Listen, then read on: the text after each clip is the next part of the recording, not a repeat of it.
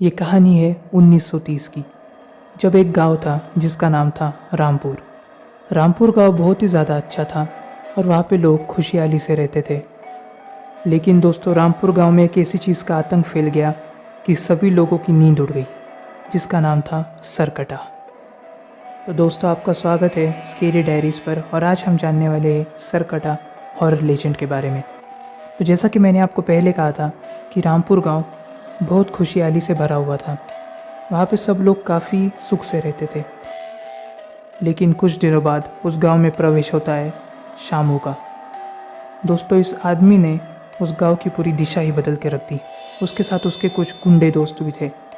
जैसे ही वो उस गांव में चले गए, वो उन लोगों को मारना पीटना शुरू कर दिया। उन लोगों का खाना छीन लेते थे और ज़बरदस्ती उनकी ज़मीन भी अपने नाम करवा ली।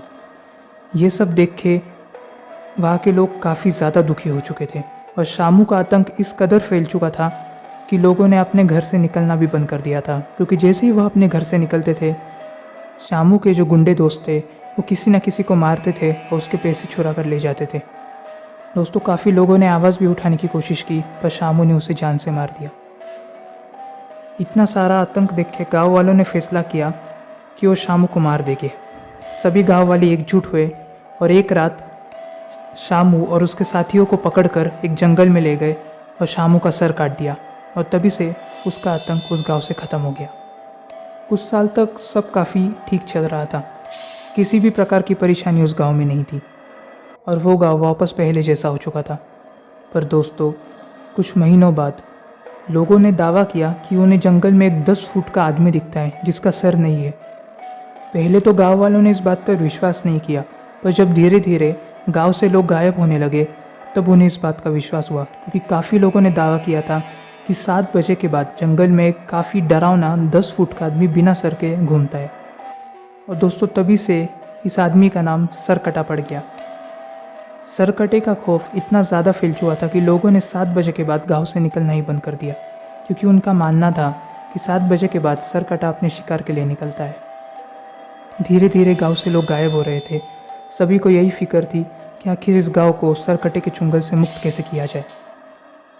तो उस गांव में एक आदमी रहता था जिसका नाम था राम। उसने फैसला किया कि वो पास के गांव से एक तांत्रिक को लेकर आएगा और सरकटे को हमेशा के लिए ख़त्म कर देगा। सभी गाँव वालों ने इस फैसले पर अपनी मंजूरी जताई। जैसे ही वो तांत्रिक उस गाँव में आया और सरकटे को मारने के लिए वो मंत्र उच्चारण करने लगा, तो तभी तांत्रिक को ये समझ आ चुका था कि सरकटा बहुत ज़्यादा शक्तिशाली हो चुका है और उसे मारने का एक ही उपाय था कि उसे अमावस की रात उसी जंगल में जला देना होगा। ये देख के गाँव वाले भी काफ़ी डर गए और उन्हें समझ नहीं आ रहा था कि ये करे तो करे कैसे। पर सभी गाँव वालों ने और तांत्रिक ने हिम्मत करके अमावस की रात को जंगल में निकल गए सरकटे की तलाश में। जैसे ही वो सरकटे की तलाश में जाते हैं, उन्हें पहले तो कुछ भी नहीं दिखता, पर एक गुफा में उन्हें वो मिल जाता है। सरकटा उन सबको देख के उनके ऊपर हमला करने लगता है और उसमें काफ़ी लोगों की जान भी चली जाती है। लेकिन राम हिम्मत करके उस सरकटे पे पेट्रोल डाल देता है, उसे आग लगा देता है। और जैसे ही उसको आग लग जाती है, सरकटा ख़त्म हो जाता है और तभी से वो गांव सरकटे के चंगुल से मुक्त हो जाता है।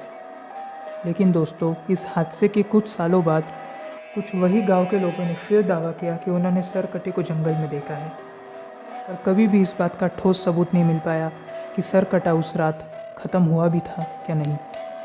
दोस्तों, कभी आपको ये कहानी पसंद आई हो तो इस वीडियो को लाइक कीजिए और इसी हॉरर स्टोरीज़ के लिए हमारे चैनल को सब्सक्राइब कीजिए।